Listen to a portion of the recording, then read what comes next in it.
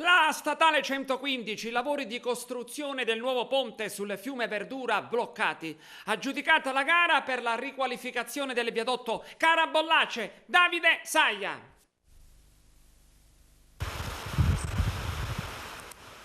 Il 2 febbraio del 2013 il crollo del ponte sul fiume Verdura aveva dato via ad uno sciame di problematiche legate alla nevralgica importanza di questo breve tratto d'asfalto. Problematiche seguite poi dalle polemiche in merito agli interventi di recupero, i quali sono stati completati nel maggio del 2013. Lavori di recupero comunque provvisori ed eseguiti con la promessa di realizzare da lì a breve un viadotto nuovo e più sicuro. Un progetto che esiste sulla carta e per il quale sono già stati stanziati 11 milioni di euro, un rallentamento sul quale si interrogano i sindaci dei comuni di Ribera e Sciacca.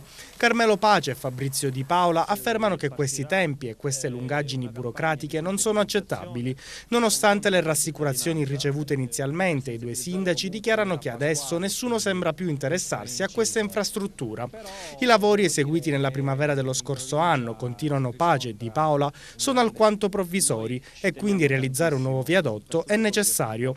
I tecnici dell'ANAS, specificano i due, hanno già predisposto il progetto, ma non possono procedere per la mancanza di un parere che deve essere disposto dall'assessorato al territorio e ambiente. Infine, i due primi cittadini della provincia di Agrigento si appellano a Rosario Crocetta affinché questa situazione possa sbloccarsi al più presto. Ponte Verdura ma anche viadotto Carabollace. L'ANAS ha pubblicato sulla Gazzetta Ufficiale l'esito relativo alla gara per i lavori di riqualificazione del viadotto Carabollace al chilometro 124 della strada statale 115 sud-occidentale Sicula. Si tratta di un investimento di quasi 1.300.000 euro per la sostituzione delle barriere e il rifacimento dei cordoli e dei giunti di dilatazione. Gli interventi verranno eseguiti dall'impresa Infrastrutture e Consolidamenti SRL di Cancello ed Arnone di Caserta, che avrà 240 giorni dalla data del verbale di consegna per portare a termine i lavori. Il Carabollace lo scorso maggio era finito sotto i riflettori della cronaca per l'incidente mortale nel quale rimase coinvolto il giovane Alessio Spitaleri.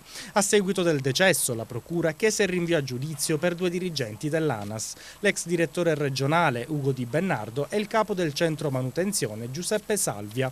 I due, secondo l'accusa, non avrebbero vigilato sull'efficienza e sull'idoneità delle barriere presenti sul viadotto e avrebbero omesso una tempestiva sostituzione del guardrail.